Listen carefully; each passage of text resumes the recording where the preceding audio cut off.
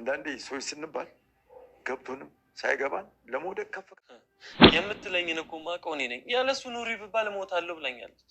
ወይ እኔ ልሙትላት የፍቅሯን ነው ማለት ነው። እሷ እኮ የት ሄድሽ ተብሎ አለመጠየቋን ያናደዳት። ናፍቃኝ ልሞት ስል እኮ ነው የመጣው። ቲና አሁን ላይ የማንም እገዛ አያስፈልገኝም፣ ቤቱም በራሴ ስም ነው የዞረልኝ፣ ስለዚህ እንደፈለገኝ እጫወትባቸዋለሁ እነዚህን ሰዎች በማለት እንግዲህ ካሌብን መፋታት እፈልጋለሁ ብላ የፍች ጥያቄም አቅርባለታለች። በዚህ የተነሳ ዳኒ ያልጠበቀው ነገር ስለነበረ በጣም ደንግጦ ነበር። በሌላ በኩል እንግዲህ አባ አንቺ ልጅን ከፈታሽውማ እኔ የተሻለችውን መርጬ አጋባዋለሁ፣ ሌላ ምንም ማድረግ አይቻልም፣ መመከር ስለማፈልጊ ነው እንጂ ተመክረሽ ወደ ትዳርሽ ብትኖሪ ብትመለሽ ላንቺም የተሻለ ነበር ብሎ ቢመክራትም ቲና ግን እኔ የምመከርም የሚመክረኝም ሰው አልፈልግም በጭራሽ፣ እናቴም አባቴም መክረውኝ አያውቁም እንኳን አንተ ልመክረኝ በማለት እንግዲህ አባን ገፍትረዋለች። በሌላ በኩል እንግዲህ ካሌብ ታዲያስ አባዬ ይሄ ወዴት ነው ጉዞው የሚያመራው? መጨረሻው ምን ሊሆን ይችላል? ሹፌሩ አንተ ነህ፣ አንተ እንዳልከኝ እየመራኝና እየወሰድከኝ ነው። መጨረሻችን ምንድን ነው የሚሆነው? ግን የቲና ነገር በማለት አባቱን ይጠይቀዋል።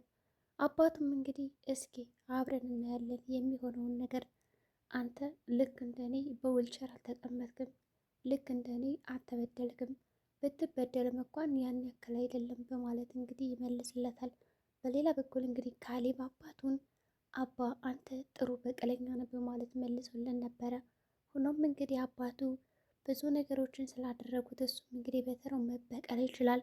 ካሌብ የሚፈልገውን ገንዘብ ለማግኘት ሲል እንግዲህ የምታውቀው ሚስጥር ለቲና እንዳትነግራት ዝም በል፣ በዚህ ደግሞ ትፈተናለህ፣ ከፈተናም ካለፍክ ያ ገንዘብ ያንተ ይሆናል፣ ስለዚህ ምንም ነገር እንዳትነግራት በማለት ለቲና አስጠንቅቆ ነግሮታል።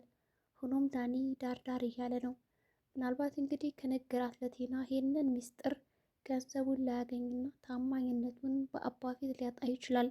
ቲናም እንግዲህ ከብዙ ጊዜ በኋላ ተመልሳ ወደ ቤቷ መታ ሰላም ናችሁ በማለት ተቀላቅላቸዋለች። እንግዲህ መላ ቤተሰቡ ቁጭ ብሎ አለሟን ስትቀጭ እንግዲህ ከምንም ዙሪያ መታ ስትቀላቀላቸው ተገርመዋል። አባም እንግዲህ ልጄ እንኳን ደህና መጣሽ በማለት ይቀበላታል። ካሌብም እንግዲህ ሰላም ነሽ ብሏታል። እንግዲህ ካሌብ አባ የማትፈልገኝ ነገር ካለ እኔ መሄድ አለብኝ፣ እዚህ ገብሬያችሁ መቀመጥ በጣም ያስጠላኝ በማለት ሲናገር እሷም እንግዲህ ልክ ነው እኔ ራሱ በጣም ነው ያስጠላኝ ትለዋለች ገና ከመምጣቷ። ካሌብም ምንም ነገር ሳይናገራት ወደ መኝታ ክፍሉ ይገባል። አባቱም አይ አልፈልግም ሂድ ወደምትሄድበት ይለዋል። እንግዲህ ቲና ካሌብ ከሄደ በኋላ እንዲሁም አባ እኔ ከአንተ ጋር የማወራው ነገር አለኝ፣ ልጅንም መፍታት እፈልጋለሁ፣ ከዚህ በኋላ የኔና የሱ ነገር የሚባል የለም፣ ልጅን ጠልቼዋለሁ፣ ልወደው አልችልም በማለት እንግዲህ ለአባቱ ትነግረዋለች። አባቱም ለምንድን ነው እንደዚህ የምትይ ልጅ? ኧረ ተረጋጊ፣ እንደዚህማ ሊሆን አይችልም፣ ስለዚህ አስቢበት በማለት ቢመክራትም እኔ ቲና ነኝ፣ ማንም ሊመክረኝ አይገባም፣ አንዴ ከወሰንኩ ደግሞ ወሰንኩ ነው፣ ይህ ነገር ደግሞ ቆይቶ ይገባል በማለት እንግዲህ አባን ስታመነጫጭቀውም ነበረ። አባም እንግዲህ ልጅ ደህና ነሽ? ግን ምን ነው ያበሳጨሽ ነገር አለ? ለምንድን ነው እንደዚህ ቆጣ ቆጣ እያልሽ የምታናገረኝ? እኔ እኮ ቢያንስ አባትሽ ነኝ ልታክብሪኝ ይገባል ቢላትም ቲና ምንም ቦታ ሳትሰጠው ስታመናጭቀው ነበረ። ለማንኛውም በኋላ እናወራለን ስትረጋጊ በማለት ጥሏት ይሄዳል። ቲና ከሰፈር ከመጣች በኋላ እንግዲህ ከዳኒ ጋር አብራ መኖር ስለፈለገች ከዚህ በኋላ ባለቤቴን ፈትቼ ከአንተ ጋር ነው የምኖረውና ምንም ነገር እንዳታስብ ፈታ በል እያለች ዳኒን እያግባባችው ነው። ዳኒ ደግሞ እውነታውን ስለሚያውቅ ቲና ዋክሽን ነገሮችን በጥርጣሬና በጥሩ ሁኔታ እየመረመርሽና እየፈተሽ ብትሄጂ የተሻለ ነው። በኋላ እኔ አንቺ ተጎድተሽ ስትጸጸች ማየት አልፈልግም።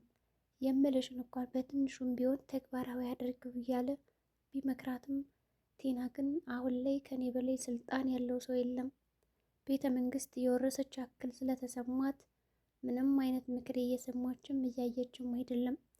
ግን በዙሪያ እየተፈጠረ ነገር አለ፣ የደበቀኝ ነገር አለ ካለ ንገረኝና ወደ ጉዳዩ እንግባ በማለት ብትጠይቀውም ዳኒ ወደ ኋላ መለስ ብሎ ያ የሚፈልገው ነገር ስላለ ምንም ነገር የለም በማለት አጭበርብሯታል። ዳኒ አጣብቂ ውስጥ ነው ያለው።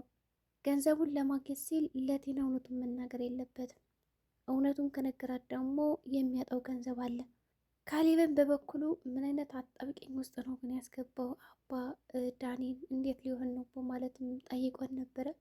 አባም እንግዲህ እኔ ምንም ግድ አይሰጠኝም የፈለገውን ነገር ያድርግ በማለት መልሶለታል።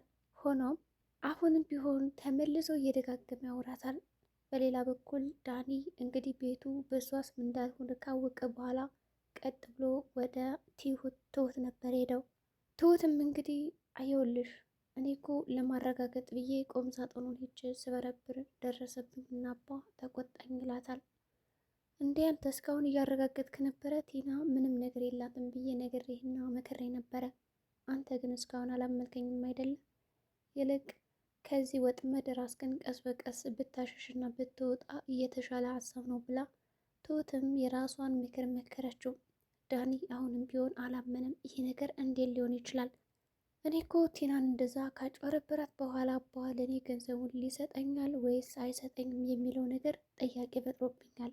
ስለዚህ እኔንስ ልክ እንደሷ ቢሸመጥጠኝ የሚለው ነገር ካሁኑ ስጋት ይዞታል።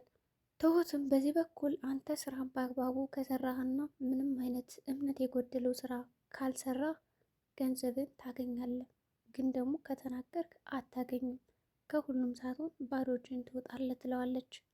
ዳኒ ትሁትን እንግዲህ በጨነቀውና በሚያስበው ነገር እያንዳንዱ እየሄደ ይነግራታል። እሷም የራሷን ምክሮችን የምትለውን ነገር እየመከረች ብትነግረውም ብትመክረውም የሚሰማ ሰው አይደለም። ዳኒ አባንም ለብቻው አድርጎ ማናገር ፈለገ። እኔ ምላ አባ ግን ለምንድን ነው ማነግራት? እውነቱን በነግራት እኮ የተሻለ ነገር ነው እያለ ማማከር ፈለገ። አባም እንግዲህ ከነገርካት እንግዲህ ያው ራስ ታውቃለህ፣ ከገንዘቡ ከምንም አትሆንም ይለዋል። ዳኒም እንግዲህ ኤደንን ለማግባት ተፍ እያለ ስለሆነ ግዴታ የገንዘብ ስለሚያስፈልገው ለጊዜው ዝም ብሎ ይዞታል ጉዳዩን። በሌላ በኩል እንግዲህ ቲናም ወደ መኝታ ክፍል ከሄደች በኋላ ከካሌብ ጋር ለመተኛት እንኳን አልፈለገችም ነበርና ከአንተ ጋር ማደር አልፈልግም፣ ሶፋ ላይ ወስጄ ሂጄ ማደር አለብኝ ስትለው ቀደምሽኝ እንጂ እኔ ራሱ ከዚህ ጊዜ በኋላ አንድ አልጋ አብረሽ እንደማተኝና እንደማትጋሪ ገብቶኛል። ስለዚህ ውጭልኝ ልና ያስወጣታል። ሂዳ ሶፋ ላይ ማደረች። አባባ ማዩትና ልጅ ከዚህ ነው እንዳያደርሽው ማለት ጠየቃት። አዎ ይላታል። ለምን? ትዳር እኮ ክብር ነው። ለምንድን ነው ግን ትዳርሽን ማታከብሪ? ተነጋግረሽ ይህን ነገር ልኩና መስመር ማታሴሽው ብሎ ይመክራታል። ከካሌብ ጋር ያላትን ነገር እንድታስተካከልና ቲና ወደ ትክክለኛ ህይወቷና ከዚህ ካለችበት ስህተቷ እንድትመለስ ስለሚፈልጉ አንዳንድ ምክሮችን ቢመክራትም እሷ ግን ምንም እየሰማች አይደለም። ልጅ በጣም አስጠልቶኛል፣ ከአሁን በኋላ ፍች ነው የምፈልገው እያለች ትዝትበት ጀመረ። ወደ ትሁት ከሄደች በኋላም እንግዲህ ከዚህ በኋላ ወይዘሮን የምትይኝ ስሜን በጣም ወድጀዋለሁና ምንም ነገር ብትይኝ ከዚህ በኋላ አባረርሻለሁ እያለች አሁንም ትሁትን ማስፈራራት ጀመረች። ትሁትም እንግዲህ ጀግና አይፎክርም፣ ዝም ብሎ በድርጊትና በስራ ይሰራል እንጂ እንዳንቺ እየፎከረ መሄድ የለም። እስከ ዛሬ ድረስ ስንት ጊዜ ዛትሽብኝ፣ ስንት ጊዜ ፎከርሽብኝ፣ ግን ይኸዋለሁ እዚህ ቤት አልወጣውም በማለት ትመልስላታለች። ከአሁን በኋላ ግን እንታያለን፣ ይህ ቤት የኔ ስለሆነ ሁላችሁንም እዚህ ቤት ጠርጌን ማባረራችሁ ስትላቸውም ነበር። እንግዲህ ካደረችም በኋላ ከዳኒ ጋር ያላትን ነገር ለማመቻቸት ተፈተፍ እያለች ስለሆነ እንግዲህ ቁጭ ብለው እያወሩ ባለበት ሰዓት ኤደን ለአባባ ትደውላለች። አባባም እንግዲህ ልጅ እንዴት ነሽ በማለት ያናግራታል። ዳኒ ወዳውኑ ላብ በላብ ይሆናል። እንግዲህ ያቺ ቲና የተባለችውም ተነቃና ምንድን ነው እንደዚህ የሚያስጨንቅ ማናት በማለት ጠየቀችው። አይ ምንም አይደለችም በማለት እንግዲህ ይመልሳል። በቃ ላገኝሽ እችላለሁ በማለት እንግዲህ ልጅቷንም በስልክ እንደሚያገኛት አውርቶ ይወጣል። ቲና በጣም አባን ማመነጫጨቅ ጀመረች። ደግሞ ከኔ ውጭ ሌላ ልጅ አለ እንዴ? ማን ነው? አይ ሌላ ልጅ አለችኝ ልክ እንደ ልጅ ማየት በማለት እንግዲህ ይነግራታል። ሆኖም እንግዲህ ያቺ ማናት በማለት ለማወቅ እየጓጓች ነው ቲና። ዳኒም እንግዲህ አባ ለምንድን ነው እንደሳደረገው ከቲና ፊት ቲና ማናት በተለይ የምልላት ነው በማለት እንግዲህ ይጨነቃል። ሲጀመር እኔ እኮ ምንም ነገር ያልኩት ነገር የለም፣ አንተ ራስህ ተርበትብታ ተነቃብህ እንጂ ምንም ያወራኋት ነገር የለም ይላል። ቢሆንም ዳኒ ካሁኑ ፈርቷል። ቲና ኤደንን ካገኘቻት ማናት የሚለው ጥያቄ እንዲሁም ደግሞ ወደዛ ቤት ተመልሳ ከመጣች አደጋ ይጥለኛል ብሎ ስላሰበ እንድትመጣም እንዲያገኛትም አይፈልግም።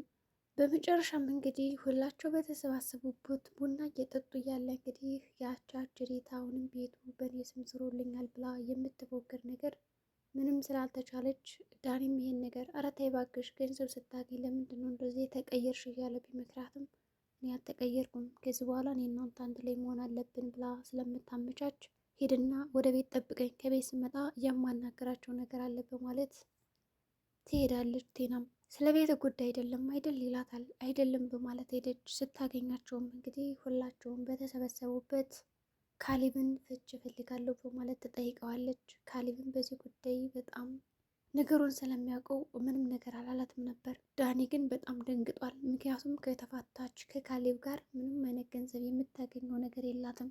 የዛሬው ቪዲዮአችን ይህን ይመስላል። ሰላም ጤና ይስጥልኝ ቻናል ቤተሰቦች። ለዚህ ቻናል አዲስ ከሆኑ ሰብስክራይብ ያድርጉ። በቀጣይ ቪዲዮ እስከምንገናኝ መልካም ጊዜ